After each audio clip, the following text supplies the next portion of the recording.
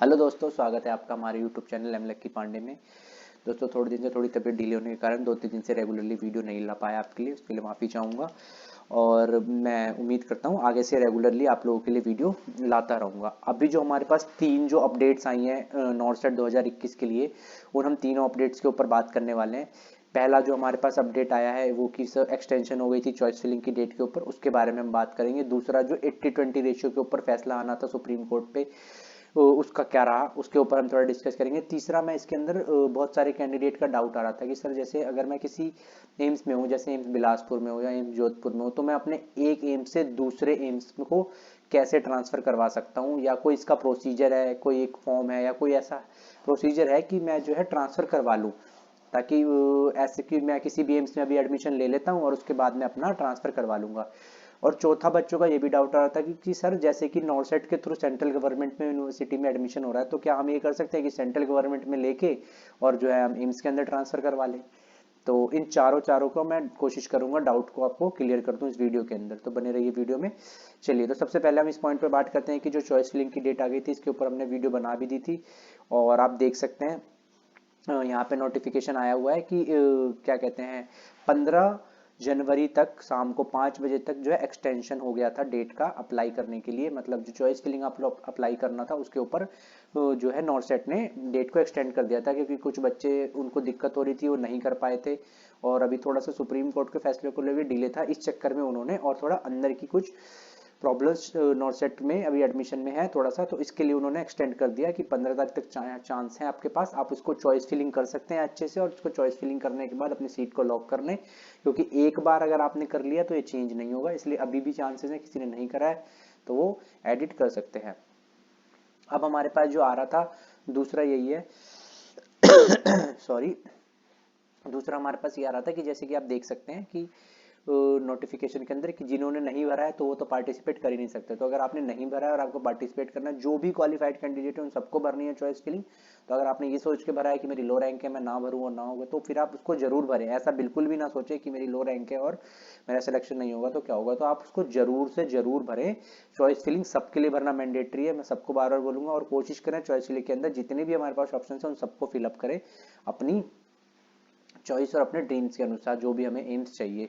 Never knows God know, nobody knows कि कब किसकी किस्मत चमक जाए। तो इसलिए आप ऐसा ना करें, इसको स्किप ना करें कि मेरी रैंक लो है और हो सकता है मेरा ना हो, तो क्या पता किस आपका नंबर आ जाए। रैंकिंग ऊपर नीचे जाने के चांसेस हर बार होता है। अब हमारे पास जो दूसरा आ रहा था वो ये आ रहा था कि सर सुप्रीम कोर्ट का क्या फैसला रहा है 80-20 रेशियो के ऊपर। तो सुप्रीम कोर्ट ने जो है ना इसको फरवरी के, मेरे ख्याल से फरवरी के ऑलमोस्ट सेकंड वीक तक कह सकते हैं, मतलब फर्स्ट की वीक के ऑलमोस्ट एंड में, मतलब सेकंड के स्टार्टिंग तक डिले कर दिया है। इसका जो है नोटिस आया है, उसका रीजन ये रहा है कि जैसे 3 जो कमेटी थी जजेस की, उनके अंदर एक जो जजेस हैं उनको जो है कोविड हो गया है, उनको कोविड पॉजिटिव हो गया है। तो उसके चक्कर में जो है जो जो भी डिस्कशन होना था इसके ऊपर, उसको डिले कर दिया गया, क्योंकि वो जो नए जज आए हैं उनकी जगह पे, उन्होंने बोला है कि मैं इनके ऊपर तो फैसला ले नहीं सकती, क्योंकि अगर मैं इसके ऊपर फैसला लूंगी तो फिर जो जज ऑलरेडी इसके ऊपर जो मेन हेड है, मेन जज है, वो कर रहे थे, फिर तो उसका दिक्कत हो जाएगा। तो इसलिए क्या है, इस फैसले को डिले कर दिया गया है, और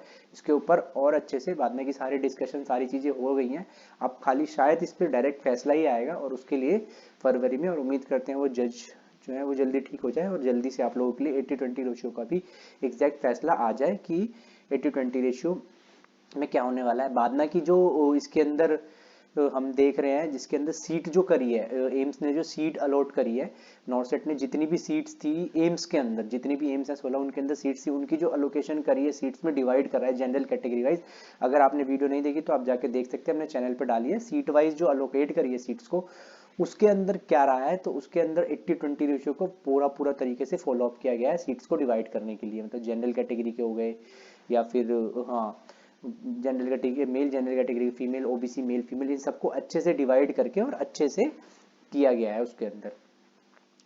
ठीक है, इसको अच्छे से किया गया है। अब हमारे पास तो ये भी डाउट हमारे क्लियर हो जाता है, और जो भी इससे कट ऑफ से रिलेटेड अगर है तो आप देख सकते हैं, और सीट से रिलेटेड हमने वीडियो बना के अच्छे से डाला हुआ है, तो आप उस पर देख सकते हैं किस तरीके से 80-20 रेशियो को फॉलो करते हुए एम्स ने अपनी सीटों को डिवाइड किया गया है वहाँ पे। अब हमारे पास तीसरा आ रहा था कि सर इस तरीके क्या, जैसे कि अगर हमारे पास कोई एम्स अलॉट हो जाता है हमको, तो क्या हम अपना एम्स जो है ट्रांसफर करवा सकते हैं कि जैसे मान लीजिए मेरे को बिलासपुर अलॉट हो गया या फिर मेरे को जो है एम्स भुवनेश्वर अलॉट हो गया और मेरे को ट्रांसफर करवाना है। अब तो मैं एम्स में चला गया हूँ, तो अब मैं क्या करता हूँ, मैं अपनी जो है एम्स भुवनेश्वर से एम्स दिल्ली ट्रांसफर करवा लेता हूँ। इस तरीके से क्या दिक्कत है? तो मैं इसका आपको आंसर देता हूँ कि आप ऐसा नहीं कर सकते। अगर आपको दूसरा एम्स चाहिए तो आपको अगले साल फिर से एम्स नॉर्सेट देना पड़ेगा, मतलब अगले ईयर का नॉर्सेट फिर से देना पड़ेगा। उसके अंदर आपको फिर से उस कॉलेज या उस एम्स के हिसाब से रैंक लानी पड़ेगी, तब जाके आपका वहाँ पे as a nursing officer joining हो सकती है। एम्स जो है एक ऑटोनोमस बॉडी है, ठीक है। इसके ऊपर इवन कुछ मेरे को याद है 2-3 साल पहले कुछ कैंडिडेट्स थे, उन्होंने भी इस तरीके से किया था। इवन उन लोगों ने आरटीआई भी लगाया था। वो दोनों मेल फीमेल थे, मतलब मेल फीमेल कैंडिडेट, कहने का मतलब है कि मैरिड कपल्स थे।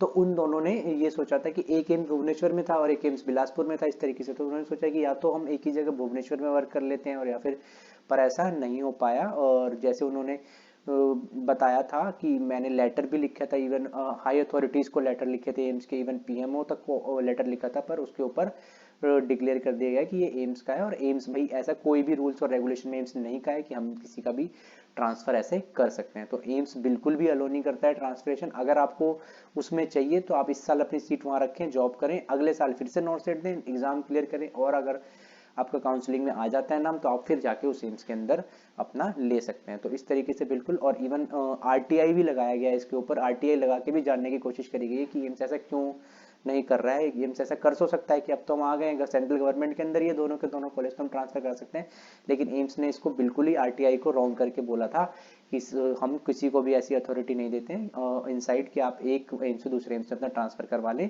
ठीक है, आपको वही है नॉर्सेट को प्रोसेस को अगले साल आप फॉलो कीजिए, इस तरीके से होगा। क्योंकि और ये ऑटोनोमस बॉडी है, खुद रन कर रही हैं एम्स जो है जितनी भी, तो इसलिए इनका जो रूल्स हैं वही हैं और इसी अपने रूल्स जो बना रखे हैं उनको ही ये फॉलो करती हैं।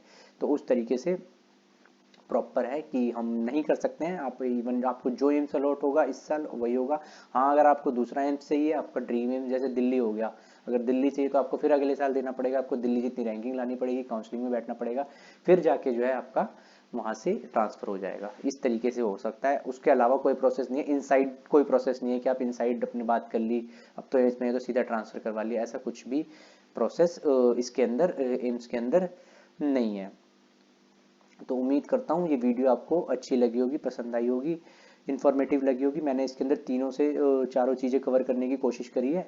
इसके अंदर एक और डाउट आ रहा था कि सर सेंट्रल गवर्नमेंट, तो सेंट्रल गवर्नमेंट से भी आप एम्स में नहीं कर सकते हैं। आपको एक बार अगर कोई कॉलेज अलॉट हो गया, चाहे वो सेंट्रल गवर्नमेंट है चाहे एम्स है, आपको उसी के अंदर लेना पड़ेगा। अगले साल आपको लेने के लिए फिर से अगले साल एग्जाम देना पड़ेगा, उसके अंदर हाई रैंक को अचीव करना पड़ेगा, उसके बाद ही आप चाहे सेंट्रल गवर्नमेंट होते हैं। पिछले साल तक, कुछ सालों पहले तक, 2-3 साल पहले ऐसा होता था कि 2-3 कॉलेज अलॉट हो जाते थे, तो आपको उनमें से आपने जो भरा 2-3 कॉलेज अलॉट हो जाते थे, तो एक कैंडिडेट का 2-3 कॉलेज में नाम आ गया, लेकिन एडमिशन तो एक ही जगह ले सकता है वो, ऐसा हो जाता था। लेकिन इस साल जो है नॉर्सेट ने भी अपने उसको चेंजेस कर दिया है सारे के सारे, कि एक बंदे को एक ही कॉलेज अलॉट होगा, चाहे उसको सेंट्रल गवर्नमेंट कॉलेज अलॉट होगा चाहे उसको एम्स अलॉट होगा, दोनों में से एक ही कॉलेज अलॉट होगा।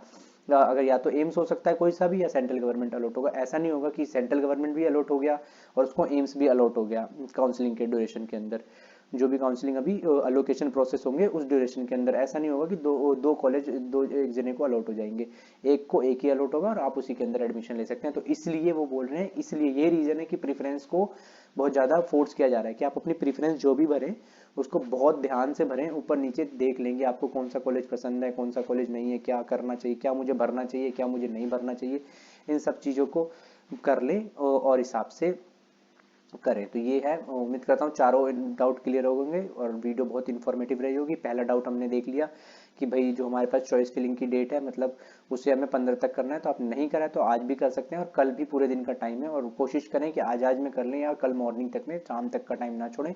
साइट्स का भी नहीं पता होता, कई बार दिक्कत हो जाती है। उसके बाद दूसरा हम 80-20 रेशियो के ऊपर डिस्कस किया कि 80-20 रेशियो का फैसला फरवरी तक आने वाला है और उम्मीद करते हैं कि वो कुछ अच्छा ही फैसला होगा। और हमारे पास तीसरा ये था एम्प्लॉय ट्रांसफर पॉलिसी, इसका भी हम अगर समराइज करते हैं कि ऐसी कोई भी पॉलिसी नहीं है जैसे कि हम एक एम्स के अंदर जाने के बाद हम दूसरे एम्स में अपना ट्रांसफर ले लेंगे, ये बोल के कि चाहे हमारे पास है, या ऐसे भी कि हाँ हम हस्बैंड वाइफ है, हम एक ही जगह रह के जॉब कर लेंगे, या कोई भी रिलेटिव टाइप में कुछ भी नहीं कर सकते आप ऐसा। आपको अगले साल फिर से एग्जाम देना होगा, नॉर्सेट क्लियर करना होगा, आपकी काउंसलिंग होगी, अलोकेशन होगी, रैंक आएगा तो आपको कॉलेज मिल जाएगा। अब हमारे पास चौथा डाउट यही था कि सेंट्रल गवर्नमेंट से क्या हम एम्स के अंदर ट्रांसफर कर सकते हैं, तो नहीं, हम ऐसा नहीं कर सकते हैं, ना एम्स के अंदर ट्रांसफर कर सकते हैं, ना एम्स वाले सेंट्रल गवर्नमेंट के अंदर। आपको एक टाइम में एक ही कॉलेज अलॉट होगा इस बार, और आपको जो कॉलेज मिलेगा आपको अगर उससे एक्सेप्ट करेंगे तो आप उसको लेके आगे बढ़ सकते हैं, और नहीं करेंगे तो आप नहीं, आपको ऑप्शन 2 चूज करके आगे फर्दर काउंसलिंग में पार्ट करना पड़ेगा। काउंसलिंग और एलोकेशन की अगर आपने वीडियो नहीं देखी है तो चैनल पे डिस्क्रिप्शन में और आई बटन पे क्लिक करके जाके आप वहाँ पे प्लेलिस्ट में जाके चेक करके और वीडियो को अच्छे से देख सकते हैं। हमने सारी चीज़ें डिस्क्रिप्शन और आई बटन में वीडियो सारे डाल रखे हैं। उम्मीद करता हूँ वीडियो इन्फॉर्मेटिव रखी होगी, और आपके लिए आगे हम इसी तरीके से जल्दी से जल्दी जो भी नॉट सेट से रिलेटेड नोटिफिकेशन होता है, इवन और भी कुछ बेटर चीज़ें होती हैं जो आपकी लाइफ को बेटर बना सकती हैं और आपको आगे बढ़ने में सहायता करेंगी लाइफ में, हम उसको लाने की कोशिश करेंगे अपने चैनल पे। आप कृपया करके चैनल वीडियो को लाइक कर दीजिए, चैनल को सब्सक्राइब कर दीजिए और हमारे साथ जुड़े रहिए। Thank you.